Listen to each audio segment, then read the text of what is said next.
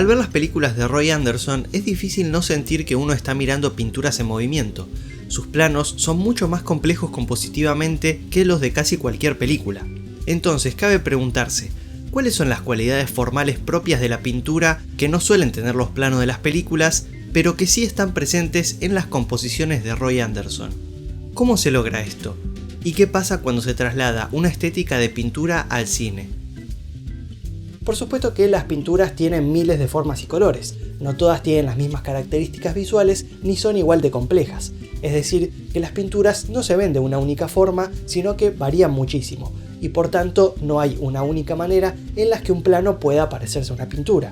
Sin embargo, creo que la clave en el estilo de Roy Andersson radica en que la complejidad visual característica de sus planos se asemeja bastante a las elaboradas composiciones de muchísimas pinturas. De hecho, este director originalmente quería ser pintor, y esto se nota en su proceso creativo, ya que Andersson, para armar sus planos, primero los dibuja y luego los pinta con acuarelas.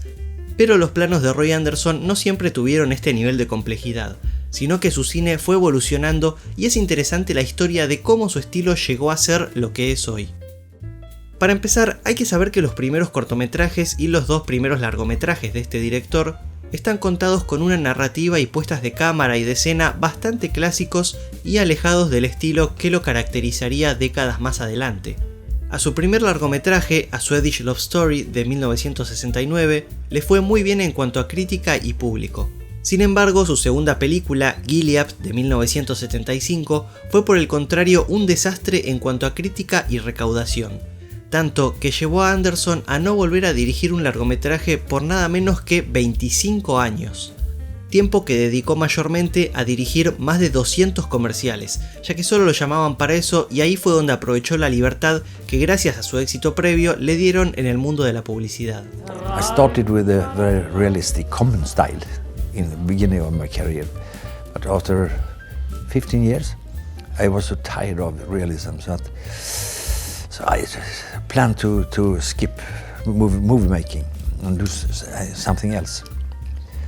Up to the moment when I realized you have to leave the realism and find something else.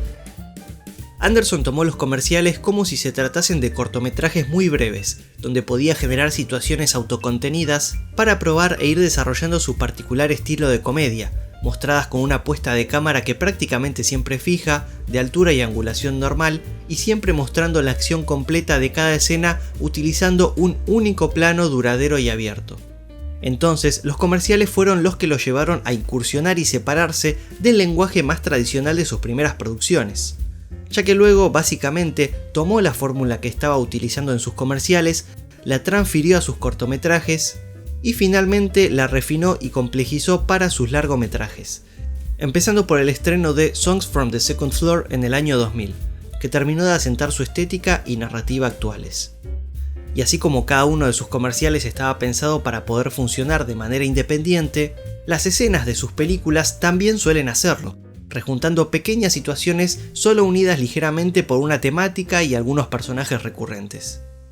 Entre las características habituales en sus planos podemos mencionar el constante uso de una luz natural y suave, acompañado de poco contraste y colores apagados que dan una imagen marchita para reflejar el clima deprimente de ese lugar y la vida gris de sus personajes.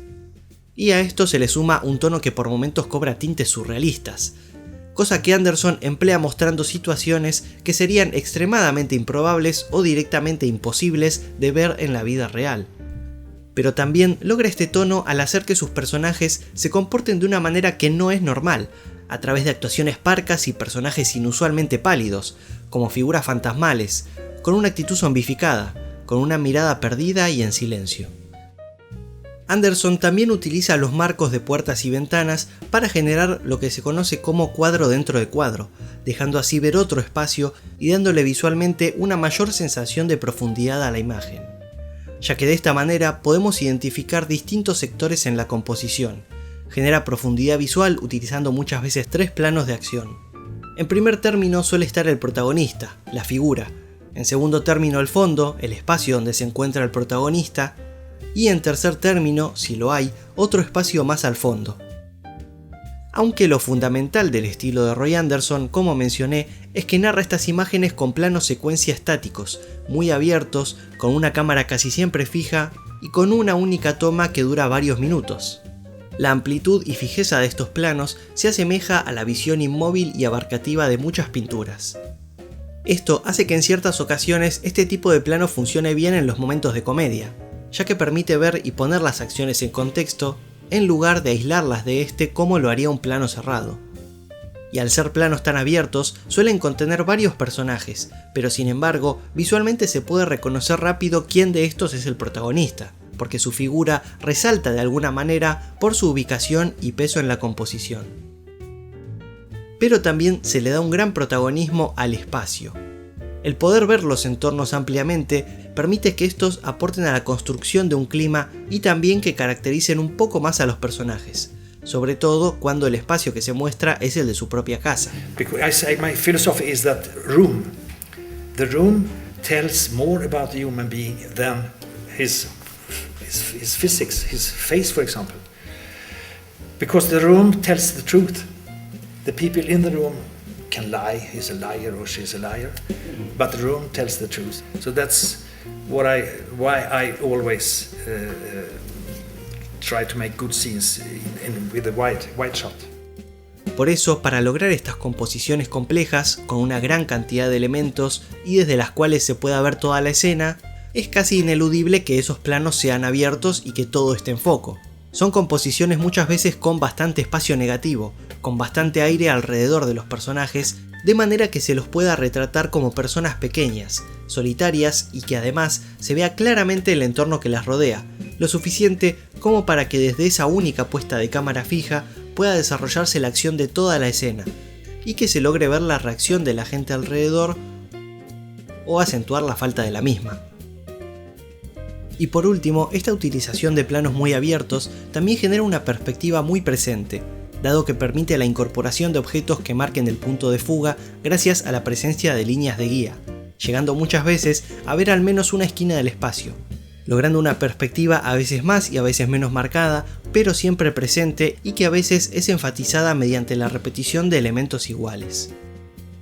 Pero hasta ahora hablamos de las características visuales de estos planos. Sin embargo, también hay que considerar el hecho de que se utilice un único plano para cada escena, ya que si esto no pasara y en cambio apareciera un plano y después se cortara a otro plano dentro de la misma escena, la percepción de esa escena sería distinta, ya que el espacio se encontraría fragmentado, pero sobre todo porque eso establecería un criterio de planos con diferentes valores, un énfasis voluntario por parte del director y del montajista por buscar resaltar algo, eliminando así el punto de vista más externo y objetivo que transmite el uso de un único plano fijo por escena. Porque si bien la objetividad total no existe, ya que inevitablemente siempre hay una decisión de cómo poner la cámara, al ser un único plano fijo por escena, se desdibuja mucho más la manipulación que el montaje puede ejercer para construir una subjetividad. Así, se pone al espectador en el lugar de un observador casual frente a eso que está sucediendo, no como si fuera alguien atento a la acción, sino más bien como si estuviera en ese espacio y justo observara algo que le sucede a alguien ajeno, lo cual genera un punto de vista que no se asocia al de ningún personaje. Es una cámara totalmente frívola frente a lo que está ocurriendo, que se niega a enfatizar algo. Esto se lleva al punto que en las últimas películas de Andersson resulta imposible encontrar ni siquiera un solo corte dentro de una misma escena, si el montaje corta es únicamente para pasar a otro espacio. Y el estar despojado de una variante de planos dentro de la misma escena se relaciona con la teoría del montaje prohibido de André Bazin, quien básicamente decía que hay ocasiones en las que es mejor evitar totalmente el montaje, mostrando en cambio el momento desde un único plano, para que la acción cobre mayor peso y se sienta más real. Min filosofi var så här, klipp inte om du inte behöver. För att en del har den missuppfattat det där och tror att man vinner tid genom att klippa. Jag menar att det är precis tvärtom, man förlorar tid genom att titta. För då får ögat och huvudet ställa om för varje klipp. Även om det gäller mikrosekunder så blir det en omställelse som gör att du får... Ser du en scen i lugn och ro i en bild så kan du bara njuta och ta del av vad du ser, men att människornas beteende som blir sannare också när det klipps. Det blir ingen manipulation. Según esta perspectiva, mostrar la acción completa y sin cortes realza la sensación de realidad de lo que se está viendo, al descartar la artificialidad de la manipulación propia del montaje, lo cual se condice con la filosofía de Bazin de que el cine debe someterse a retratar la realidad fielmente, en lugar de manipularla para construir un discurso propio, como sostenía por ejemplo Eisenstein. Pero además, esta utilización de un único plano por escena da como resultado un espectador que se encuentra más exigido, al no disponer de la comodidad de tener su mirada guiada constantemente por una sucesión de planos que le indican a qué prestar atención. Y esta libertad lo obliga a convertirse en un espectador más activo, que observe con más detalle cada plano y que dependa de él exprimirle esa información a la imagen.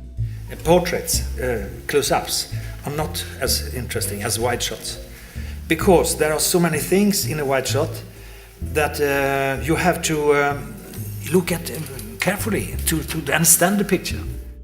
Esta complejidad en sus composiciones conlleva que el espectador tenga mucha información visual para procesar en cada plano, lo cual hace que estos últimos requieran un mayor tiempo de lectura por parte del espectador y así se sostengan mejor las largas duraciones de las tomas, ya que tanta información hace que el espectador se ponga a contemplar el plano y recorrerlo con la mirada prestando atención a los detalles de la imagen, tal y como sucede cuando uno ve una pintura.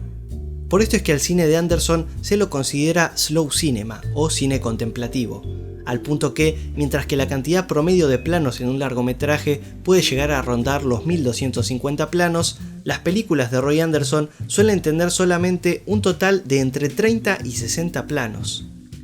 Por eso es que, ante esta aparente limitación del montaje que se aprecia en las películas de Anderson, el director, en lugar de manipular la narración al editar, la manipula al filmar, ya que termina siendo absolutamente crucial medir bien en el set el ritmo de las acciones de los personajes y sus pausas. Y esto es mucho más complicado de sostener de lo que parece, ya que si bien puede sonar fácil dejar un plano fijo durante toda la escena, hacerlo bien requiere de un muy buen manejo del montaje interno de cada plano. Al ser solo una toma y no tener otro plano al cual cortar, si hay una acción o un silencio demasiado largos, se vuelve imposible ajustar o manipular los tiempos de una escena en el montaje. Esto vuelve a los planos de Anderson algo mucho más meticuloso y desafiante de hacer, al tener que salir todo perfecto en tomas de varios minutos de duración. Debido a esta exigencia de perfección y a que solo usa un plano por escena que no deja margen de error, es que este director suele hacer decenas de tomas de cada plano, para asegurarse de que les sirva al menos una de las tomas de todo lo filmado y para hacer valer el enorme esfuerzo que le lleva a preparar cada puesta de cámara. El nivel de complejidad y minuciosidad que conllevan estos planos, por supuesto que no es nada fácil de lograr. Por eso mismo es que el filmar de esta manera tiene algunas peculiaridades que no se ven en otros sets de filmación. Al tener que filmar solo un plano por escena, en el set no hace falta preparar un entorno entero que permita filmar varias puestas de cámaras diferentes, ya que simplemente se necesita que el decorado funcione y se vea bien para un solo plano. Entonces, el tiempo y energía del equipo que normalmente se usarían para preparar un decorado amplio y filmar varias puestas de cámara, Anderson lo invierte en apuntar a que todo se vea perfecto para un único plano, pudiendo dedicarle un extenso tiempo a preparar al detalle cada uno de estos. Para alcanzar ese nivel de minuciosidad pretendido, es que este director casi siempre filma en estudio, incluso cuando sería más barato y fácil grabar en una locación real, como un espacio al aire libre o una estación de tren. Él elige hacerlo en estudio para poder alcanzar el resultado deseado. Porque el filmar casi siempre en estudio y trabajar en estas condiciones controladas le permite a Anderson ser mucho más minucioso en la ubicación de sus objetos en el plano, y además puede utilizar una técnica llamada trampantojo, que para hacerlo fácil digamos que consiste en una ilusión óptica generada en estos casos a través de la perspectiva. Para esto se ubican estratégicamente en el plano ciertos elementos de manera que al ojo de la cámara parezcan que poseen un tamaño y distancia distintos a los que realmente tienen. Es así que un gran edificio lejano puede ser en realidad un pequeño recorte a unos pocos metros. En parte, debido a este nivel de complejidad que lleva cada uno de sus planos, es que filmar uno de sus comerciales de pocos segundos le toma a Roy Anderson todo un mes, y por esto también es que acabó dirigiendo solo 4 largometrajes en los últimos 20 años, tardando por lo menos 5 años entre el lanzamiento de una película y otra. Así, todos estos elementos hacen que el ver planos de Roy Anderson en varios sentidos se asemeje a la experiencia de observar una pintura, en cuanto a su trabajada elaboración, su complejidad visual, su punto de vista, y donde la presencia de elementos surreales demuestra que no es necesario racionalizar o comprender una obra para poder disfrutarla. People ask me, why is this interesting? I can say, I don't know what's the meaning with it, but I'm very happy that I have seen it. That's enough. Y esa me parece una buena manera de cerrar el análisis. Si todavía no vieron nada de Roy Andersson, yo capaz les aconsejaría que empiecen mirándose algunos de sus comerciales que están en YouTube y son bastante divertidos, y es como una manera de entrar un poco en el particular estilo de este director sin tener que caer directo a sus largometrajes. Y hoy, antes de irme, tengo que agradecer a la gente que colaboró en el Patreon del canal cuando existía ese Patreon, que si bien ya no está activo, todavía si quieren pueden hacerse miembros del canal acá en YouTube, en el botoncito ese que dice unirse.